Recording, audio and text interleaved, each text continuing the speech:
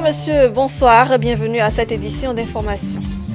Retour au pays d'une trentaine de Béninois résidant au Gabon. Ils ont été accueillis ce vendredi et soumis au test de dépistage rapide au Covid-19 et à celui du PCR à l'aéroport international Cardinal Bernardin Gantini. Les détails dans cette édition.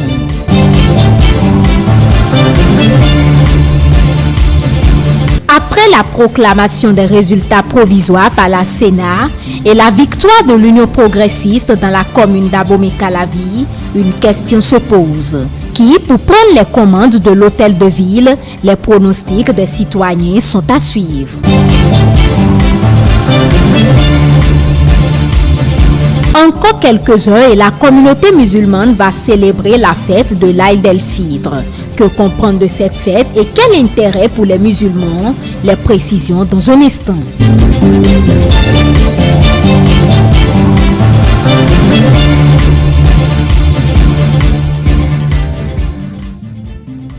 On démarre cette édition avec le Covid-19. Ce vendredi, 35 ressortissants béninois en provenance du Gabon ont été accueillis à l'aéroport international Cardinal Bernardin Gantini. Ils ont été en même temps dépistés au Covid-19. Stélia Padonou et Semiati Soufou pour plus de précisions.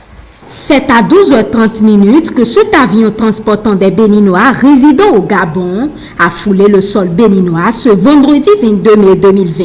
Ces passagers ont décidé de revenir au pays en raison du Covid-19. Une demande que l'État a acceptée, mettant à leur disposition un vol en vue de garantir leur sécurité. Les 35 passagers à bord du vol Tekin You Home Covid-19 ont été soumis au test de dépistage rapide et celui dit PCR ou virologique à l'aéroport international Bernardin Cardinal Gantini.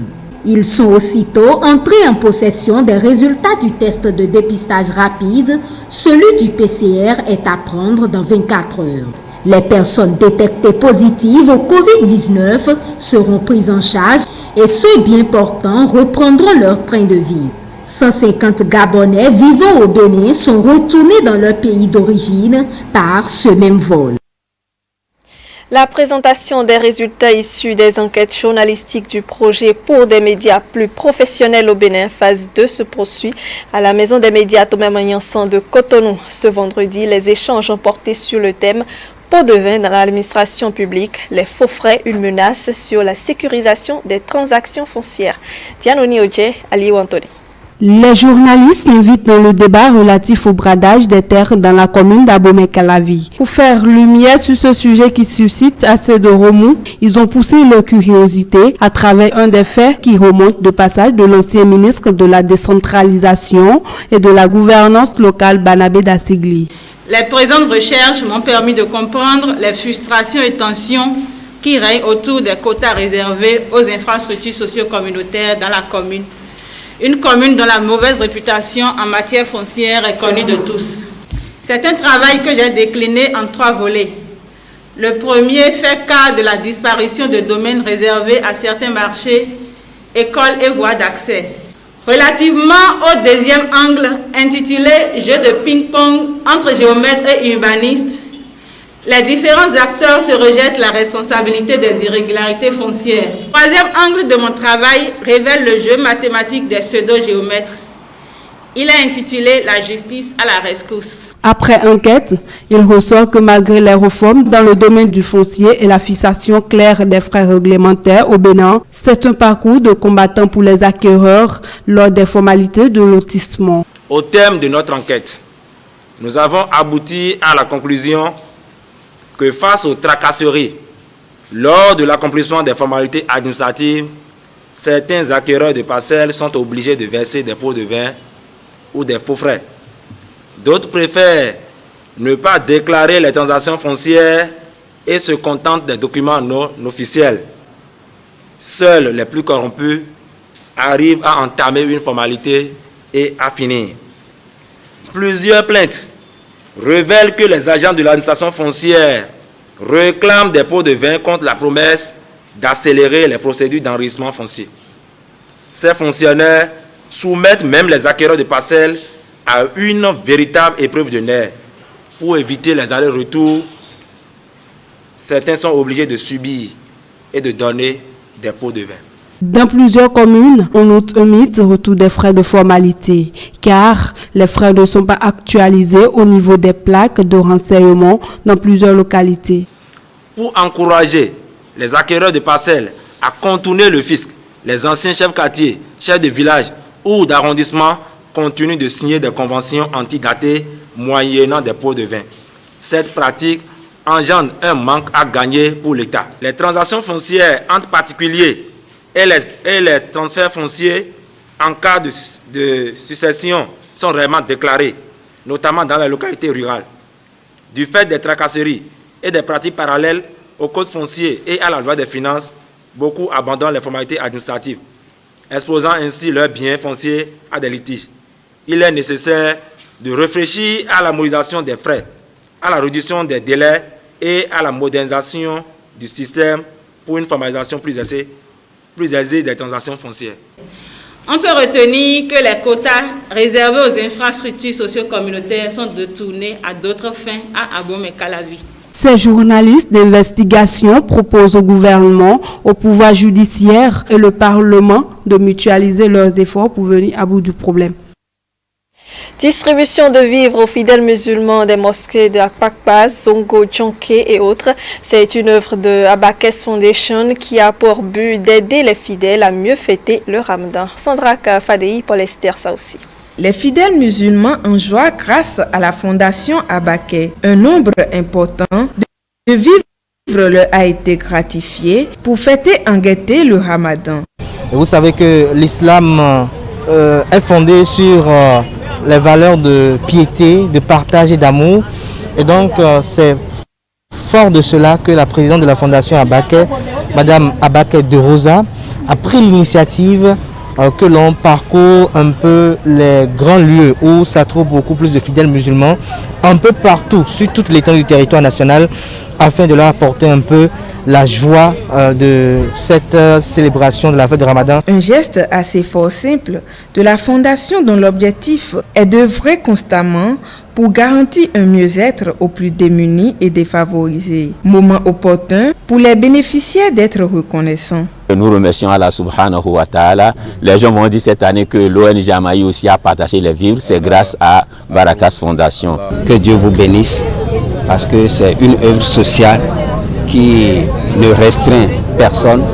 Nous allons essayer d'utiliser les vivres et en bon escient aux démunis, à ceux qui en ont vraiment besoin. Il faut souligner que Abakes Fondation continue sa tournée à Porto-Novo et dans d'autres localités du Nord Bénin. Et vous le savez, la Commission électorale nationale autonome Sénat a proclamé les résultats provisoires des élections du 17 mai 2020.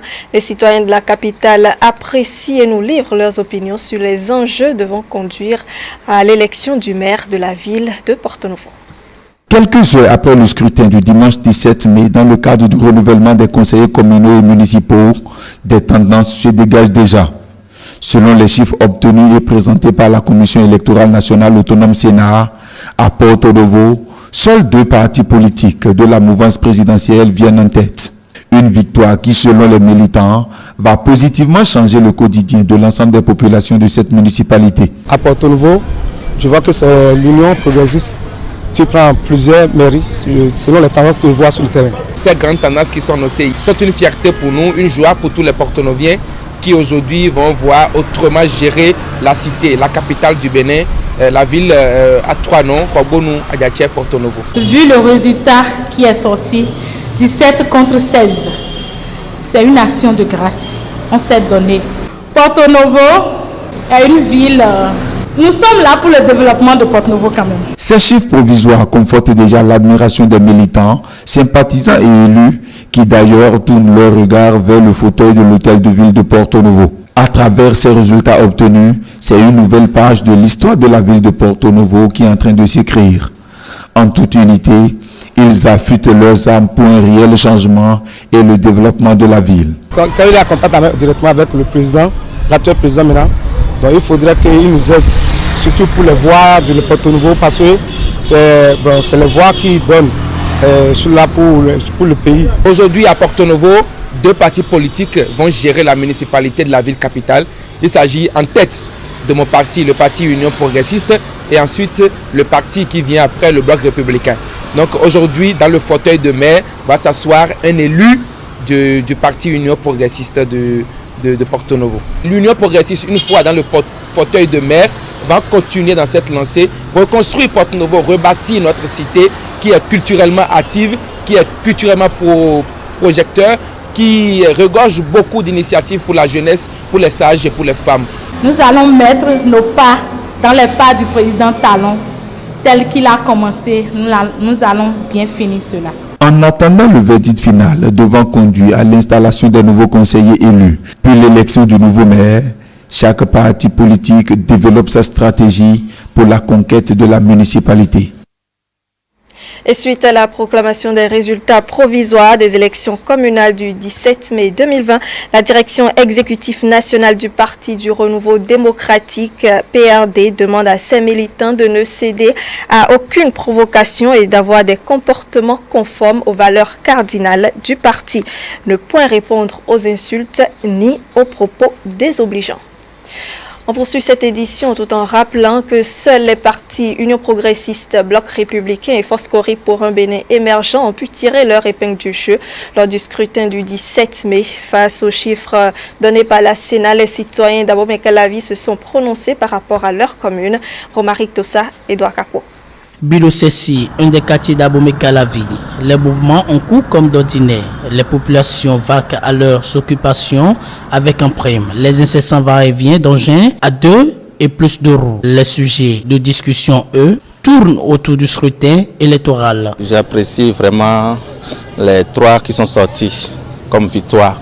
Il y a UP, BR et puis FCBE. Dans la commune de Abomey-Calavi, on a vu en tête UP. Les tendances n'ont pas révélé de la fraude, ça n'a révélé rien de frauduleux. Moi j'ai aimé la manière dont les trucs se sont déroulés. Donc je ne peux que dire, que c'est une tendance qui mérite des félicitations. Les résultats sont assez bien. Et la Sénat a fait un bon travail et vraiment, c'est vraiment encourageant parce qu'il a fait sortir les résultats. C'est ce que nous attendons, nous tous citoyens. Les citoyens expriment leur vision du profil du prochain maire de la commune. Leur souhait, c'est celui qui changera au mieux le visage de la commune. Nous, on a fait de notre mieux, on les a pris comme cela se doit. C'est entre eux maintenant, ils vont essayer de voir celui qui est compétent parmi eux, celui qui vont déléguer pour être à la tête. Que celui qui vient là, il n'a qu'à travailler plus, comme le président qui est en place. Parce que déjà, nous voyons que le président, vraiment, dans cette statue-là, il est en train de bosser, il est en train de faire ce qu'il doit faire. Parce qu'on ne peut jamais faire l'omelette sans casser les œufs. Nous voulons l'amélioration de notre commune Calavi. Qui sera le probable maire de la commune d'Abomey-Calavi? C'est la question que tout le monde se pose après les grandes tendances. Pour l'heure, les chiffres annoncés par la Commission électorale nationale autonome Sénat peuvent déjà en donner une indication. Bientôt, nous aurons encore notre ancien maire, Bada. Je voudrais quand même que le maire sorte de mon choix, du choix que j'ai fait, mon choix porté sur l'Union progressiste. C'est UP qui est le premier, donc c'est Joël Bada qui doit être le maire prochain de Calavi, selon moi. Toujours par rapport aux résultats des urnes, les avis sont partagés. Des pronostics sur les différents probables maires sont divergents. La FCBE revient sur son opposition au gouvernement en place. On suit quelques acteurs politiques au micro de Mathilde Sabi. Nous pensons que ces chiffres qui sont tombés quelque part, disons, reflètent la vérité des urnes. Parce que nous-mêmes, au niveau du parti, nous avons mis en place un système qui nous a permis de centraliser les résultats et cela nous a donc permis de comparer ces résultats avec ceux qui ont été annoncés par la Sénat. Et à quelques différences près, nous sommes dans la même fourchette donc de chiffres. Donc ce qui veut dire que nous approuvons, nous acceptons ces chiffres tels qu'ils ont été présentés par la Sénat. Telles que les élections se sont déroulées, dans la paix, la discipline, nous ne pouvons que valider, apprécier ces résultats, sous réserve, bien sûr, des recours qui seront formulés par les différents groupes politiques. C'est ce qui paraît. Il y a des bourrages d'urnes, il y a des cas de flagrant délit au niveau de certains postes de vote. Donc, si ce n'est pas ces anomalies, l'élection s'est déroulée dans de très bonnes conditions. Et une élection qui se déroule dans de très bonnes conditions, vous êtes d'accord avec moi que c'est de bons résultats. Mais c'est lui que c'est on dit à trop peu. Je pense que nous devons mettre maintenant à la place qu'il faut l'homme qu'il faut. Il a l'expérience et je pense que ces pairs conseillers vont lui accorder cette faveur de venir nous développer la ville de Cotonou, qui est une ville très importante pour le peuple béninois. Non, mon impression est vraiment très immense et puis je suis vraiment de joie. Tout d'abord, c'est une joie pour tous les Cotonouviens, particulièrement ceux de nouveaux partis qui viennent de naître. Bon, rien n'est dessiné pour le moment. On ne pouvait rien dire, bon, nous sommes dans le dynamisme pour que chacun d'entre nous essaye d'être à la tête de la mairie, que ce soit ABR et UP. Je pense que c'est trop tôt maintenant pour le dire que c'est UP ou BR qui va prendre la reine de la ville. Face au régime du président Talon, la rupture, moi je pense qu'il faut opposer une opposition bien organisée, bien structurée, plutôt qu'une résistance. C'est par principe. Je pense que dans une démocratie, et surtout lorsqu'un gouvernement est démocratiquement élu, ce qu'il lui faut en face, c'est une opposition et non une résistance.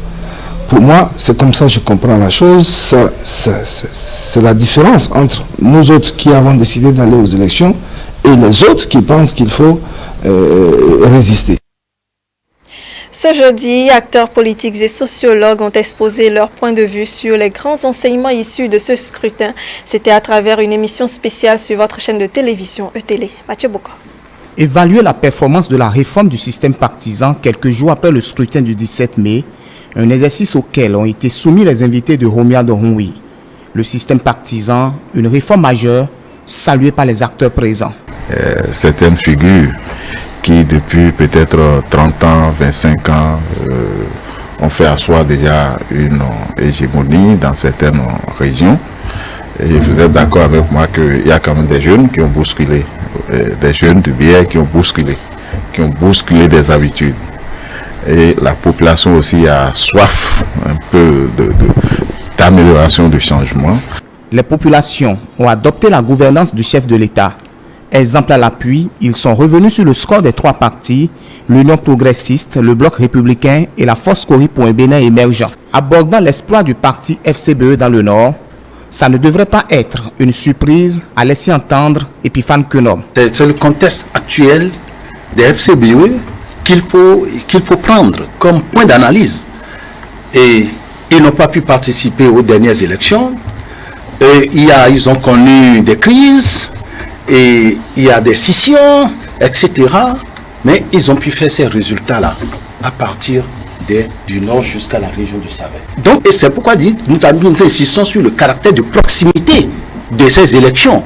C'est ça qui a fait que dans plusieurs communes du nord, et surtout dans des arrondissements, ils ont fait très fort.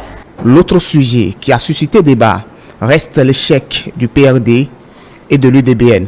Par égoïsme muré, n'est-ce pas, dans le particulier, le PRD est une religion.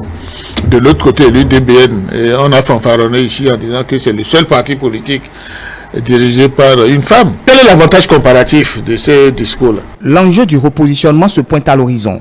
Un sujet qui ne devrait poser problème parce qu'il y a déjà un réalisme politique. Et puis le jeûne musulman prend fin aujourd'hui. Demain, la communauté musulmane va célébrer la fête du Ramadan. Que comprendre de cette fête et quel intérêt pour les musulmans? Réponse dans cet élément de Mathieu Boko et de Sébiati Soufou. Le Ramadan, une des deux plus grandes fêtes de l'islam. Elle marque la fin de la période de jeûne et le premier jour du mois suivant après qu'une autre lune a été repérée. Le jeûne du mois de Ramadan a un objectif. C'est une formation qui court derrière un objectif. On doit se rappeler cet objectif-là. L'objectif du mois de Ramadan, c'est deux choses, ce que nous avons appris avec l'enseignement du Saint-Prophète sallallahu alayhi wa sallam. Première chose, que nous devons faire l'adoration. Et deuxième chose, on doit aider aux autres. Le Ramadan ou l'Aïd el-Fitr arrive donc 29 ou 30 jours après la rupture du jeûne, moment pour les musulmans de ne pas déroger à la tradition de Zakat al-Fitr. Quelle est la signification de Zakat al-Fitr? Signification que les gens qui n'ont pas capacité, qu'ils vont célébrer le Eid, c'est-à-dire le fête du mois de Ramadan, avec cet argent, bien sûr, qu'on peut les aider. Donc, en vérité, c'est ça qui est le sens du mois de Ramadan. Une fête qui va être célébrée de façon exceptionnelle pour raison du coronavirus. Comment les fidèles musulmans vont-ils passer alors ce moment?